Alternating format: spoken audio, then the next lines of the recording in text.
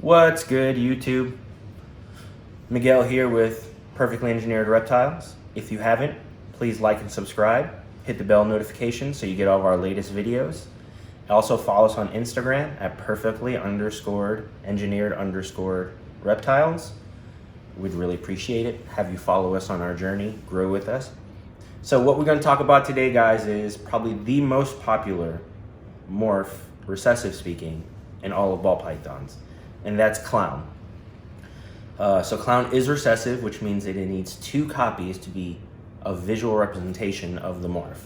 One copy is considered het, and generally speaking, most people agree, unless you're talking about pied markers, that's what makes it recessive. The one copy doesn't show it.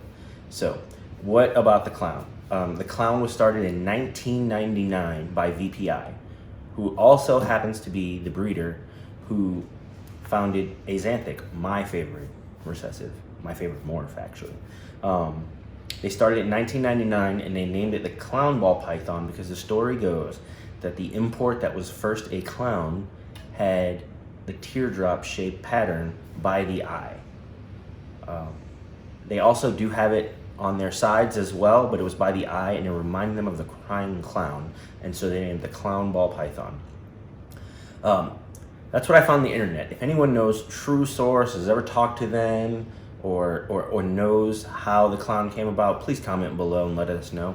You know, there's a lot of information. It's really hard to decipher what's really the truth. But on its own, I think the clown probably wasn't considered to be an extremely impressive gene, and then over time, when you begin to mix it with other stuff, it just kind of became the king of recessive morphs. It just makes everything look so good. What about the clown, and what is the clown? So one of the descriptions we found online is, and it's a great way, I thought it was a fantastic way to do this, is the mutation causes a reduced pattern with a dark wide dorsal stripe and a very busy head that some say is comical looking, which would fit for the clown name. And consequently, according to VPI, the original first wild caught had a small dark marking beneath the eye, a little tear-shaped marking that reminded him of the clown tear. So that's how it got its name, that's how he named it. We have recently known that the clown is allelic with the cryptic. For those of you who don't know the cryptic, Mutation Creation has a bunch. If you go look up Mutation Creation Canada, they have a bunch, and you can mix it with clown and create the krypton, and apparently that's allelic. So for those of you who don't know what allelic is, it's a very common phrase in ball pythons to say act like super, and really all that's saying is on the DNA, it's when two genes live on the same location.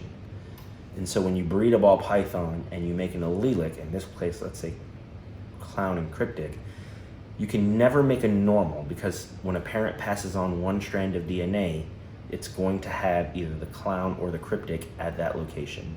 So you'll have either het clown or het cryptics at the very least with that. There are other allelic combos, and we'll get into those later, but for the purposes of the clown video, we'll focus on the clowns. All right, so it is the most common. If you look on Morph Market right now, I mean, there's probably 1,000 visual clowns, 1,300 or 1,400 at the time of this recording, het clowns, and they make beautiful animals.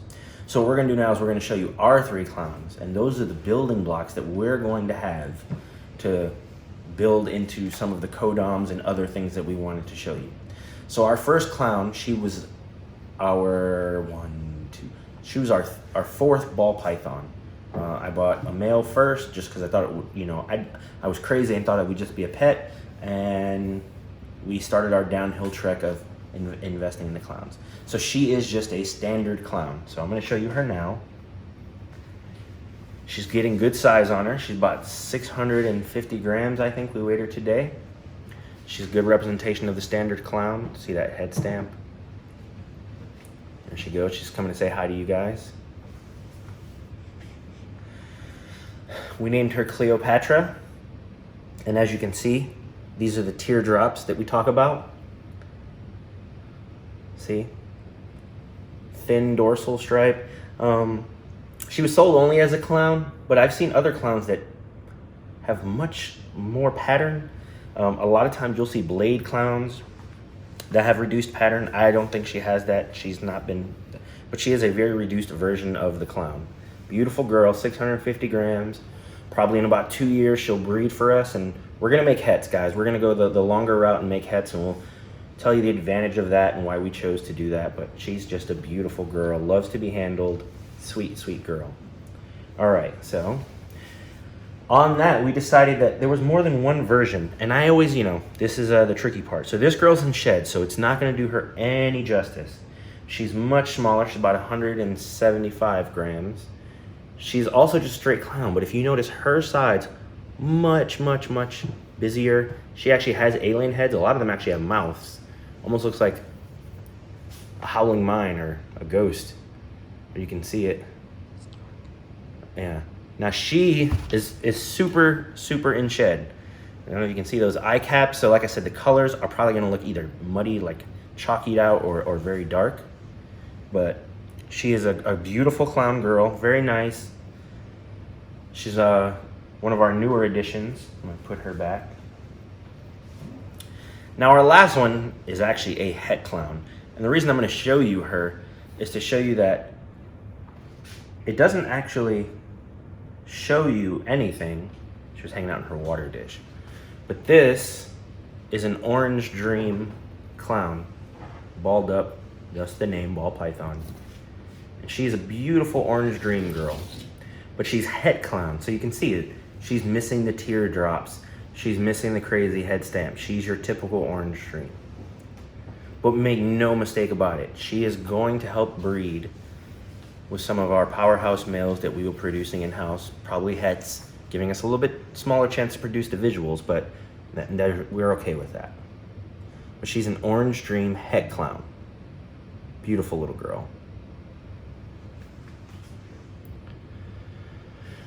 Okay, so now what I'm gonna do is I'm gonna show you some of the potential of the clown and some pictures as to where we wanna go and kind of what we think, should be done in our version of the clown. There are lots of things. Now, one of the things here at Perfectly Engineered Reptiles that we have decided to do is to have an anchor, a gene that anchors us, that's really gonna be the root, the tree of where we go with it. And that's kind of, it's mahogany for us. We fell in love with mahogany. It's a great dark gene that also seems to blend very well with the light genes. I think Chris Hardwick actually did a video kind of showing that what was the darkest morph, and mahogany proved to be, I think, the lightest of the dark morphs. We actually think that that's fantastic because we can still dip into that dark world and make beautiful animals and go and make beautiful lighter animals. Kind of the war of light and dark sharing a common thing. So this is the first thing that we want to make. This is a mahogany clown. As you can see, one of the things that mahogany seems to do on its own, blended in with clown, is remove the head stamp.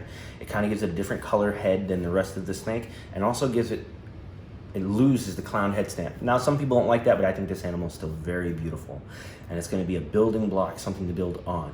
So that's the mahogany clown. Gorgeous animal. Mahogany is such a great gene, so underrated. The other thing that we want to do, and we've seen other people, Justin Cabalco, I think Miguel from Always Evolving, a lot of people, is red stripe clown. So here is a red stripe clown. Now, red stripe clown on its own is decent, but it's what it does with other stuff. We all know the magma, the Pompeii, but once red stripe mahogany, red stripe pastel, we also want to kind of, start building on that and see what we can create. So red stripe clown.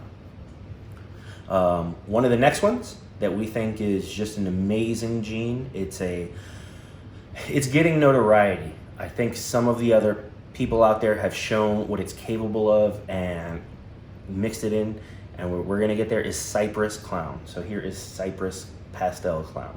I could not find a picture of just a cypress, but you can see cypress pastel clown.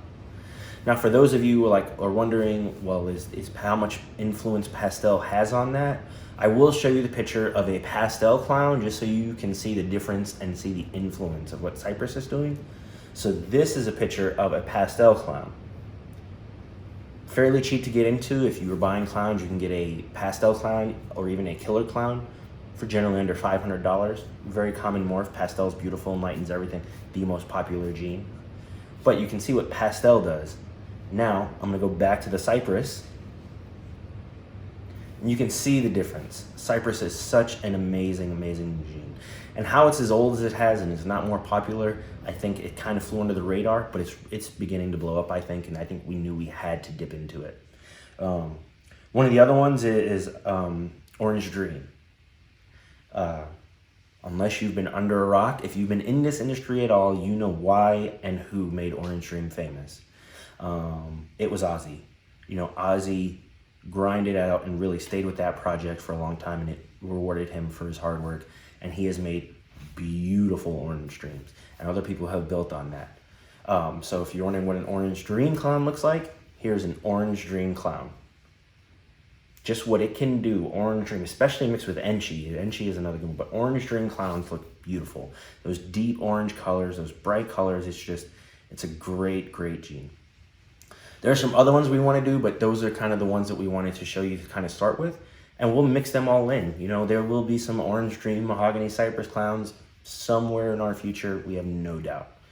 Okay, so some of the recessive genes, so longer term projects, as you know, double recessives, especially if you're working with hets, you're talking about 1 in 16 odds of actually getting that. So, you know, we're definitely gonna have some holdbacks from those hets that we create, but some of the recessives that we wanna work clown into and kind of go is axanthic.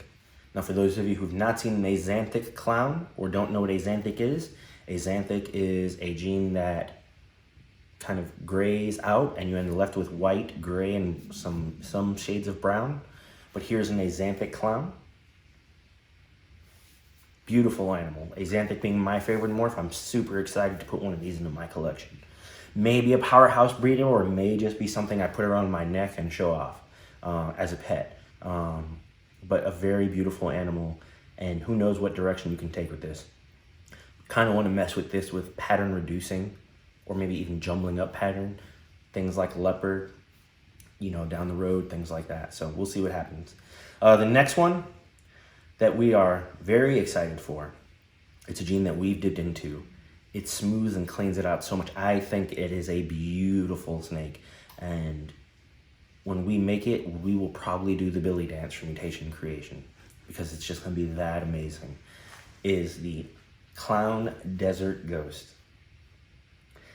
Now look at how it cleans up the sides, kind of helps smooth it out, really define that contrast. You know, a lot of times when you get pastel clowns or even some clowns, they're murky a little bit. Look what Desert Ghost does. That is just a gorgeous animal. And when we make one, it's gonna be an amazing, amazing animal. Male, female, whatever, we will be keeping that and pushing that and see where we can take that. Because I do think Clown Desert Ghost is a beautiful animal, but it's a building block to go ahead and add that mahogany that we want to add, the cypress, the red stripe, the orange dreams, those such genes like that. It's gonna be just incredible. Like I said, Clown doesn't mix bad with anything. It's just a great gene. And I think Desert Ghost is the same, so those two are just so powerhouse together. So if you guys want, leave in the comment, what did we leave out? What works with Clown? What are we missing? What would you like to see it with? What are some of the genes you think maybe might be untapped for Clown? Still so much to do with it. And then let us know what your thoughts are on Clown recessives. What other recessives did you want to mix in? Do you think it's oversaturated? There are too many clowns. Is it overdone? If it's not the king of recessive combos, what is? Love to hear from you guys. Anyway, have a good one, guys. Talk to you next time.